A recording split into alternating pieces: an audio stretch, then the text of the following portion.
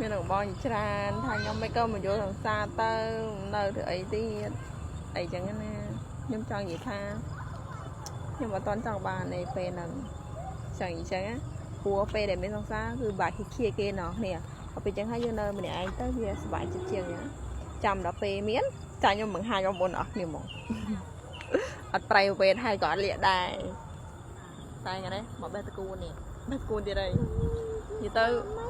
មានអីញ៉ាំទេអ្នកគ្នាមានតែបេះតគូនហ្នឹងឯងទៅត្រឡប់ញ៉ាំព្រោះអត់ចូលចិត្តញ៉ាំសាច់ពេលដែលញ៉ាំសាច់ទៅមានអារម្មណ៍ថាឡើងគីឡូអ្នកគ្នាមិនក៏មនុស្សប្រុសមួយចំនួនគាត់ចូលចិត្តនិយាយភាសាថាខ្លាចធ្វើអីម៉ាយសោះហ្នឹងមិនកមុំឯណាបើកមុំទៅខ្លាចសំម៉ាយសាច់នឹងខ្លាចអីខ្ញុំចង់និយាយចែបើសិនជាខ្ញុំកមុំខ្ញុំផ្សើខ្លាចទេតែដល់ពេលខ្ញុំម៉ាយចឹងខ្ញុំខ្លាចហ្មងខ្លាចគេបោកឲ្យកូនប្រើព្រោះរងឯងពងចិញ្ចឹមកូនតែឯងផងពេលចឹងអត់ចង់ឲ្យគេបោកទេ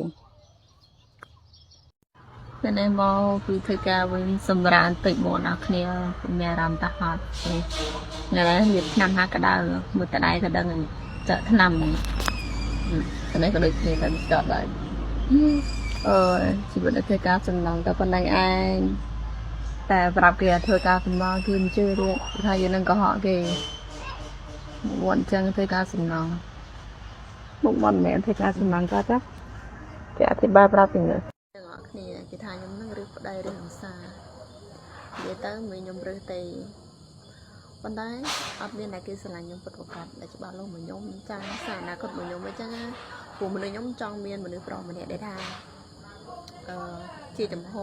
ដែលរឹងមាំសម្រាប់ខ្ញុំនៅពេលខ្ញុំមានគេគឺខ្ញុំមានភាពកក់ក្ដៅមានក្តីស្រឡាញ់ហើយនឹងការបារម្ភពងហែងទេប៉ុន្តែអ្នកខ្លះចូលមកអត់ច្បាស់លាស់ទេហើយចោទថាយើងនឹងឬអីចឹងណាមានបងណាតំណែអត់មកជួយលាបថ្នាំមកនេះលាបថ្នាំកន្លែងមណ្ឌលណាមើលតដៃទៅដឹងចាញ់នេះខាងហើយនៅខាងនេះអត់ហើយមានតែតែមកជួយលាបមកខ្ញុំគិតថ្ងៃឲ្យបងគាត់ថាបើមានហើយប្រាប់គេទៅកុំឲ្យគេលងបងបើអត់មានទេណោះឲ្យធ្វើមិនមានទេមកក្រំចេះណាគេស្លាប់ហើយនាំមកយើងជីវភាពមិនល្អទៀតដូចជីវិតរងថ្ងៃធ្វើការសំណងហ្នឹងមានអីនាងបងធ្វើការសំណងមានអីមិនល្អតែគាត់ថាប្រឡាក់កៅអៅពលិសទៅតិចប៉ុណ្ណឹងឯងការងារវិរិយធ្ងន់តិចចឹងណាតែបើយើងស៊ូបានអត់អីទេអូខេហើយមើលកន្លែងខ្ញុំធ្វើការបងនេះ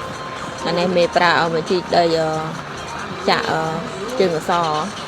មានអី